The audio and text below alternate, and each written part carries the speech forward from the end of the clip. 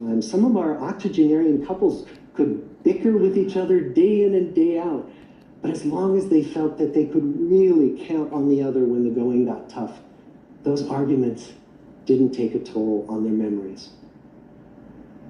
So, this message that good, close relationships are good for our health and well-being, this is wisdom that's as old as the hills. Why is this so hard to get and so easy to ignore? Well, we're human. What we'd really like is a quick fix, something we can get that'll make our lives good and keep them that way. Relationships are messy and they're complicated, and the hard work of tending to family and friends, it's not sexy or glamorous. It's also lifelong. It never ends. The people in our 75-year study who were the happiest in retirement were the people who had actively worked to replace workmates with new playmates.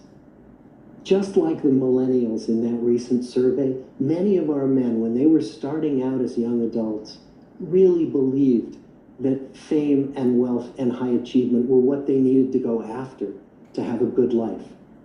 But over and over these 75 years, our study has shown that the people who fared the best were the people who leaned into relationships with family, with friends, with community. So what about you?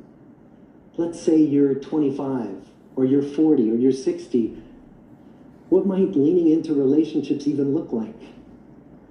Well, the possibilities are practically endless. It might be something as simple as replacing screen time with people time, or livening up a stale relationship by doing something new together, long walks or date nights, or reaching out to that family member who you haven't spoken to in years, because those all too common family feuds take a terrible toll on the people who hold the grudges. I'd like to close with a quote from Mark Twain. More than a century ago, he was looking back on his life, and he wrote this: "There isn't time, so brief is life, for bickerings, apologies, heartburnings, callings to account.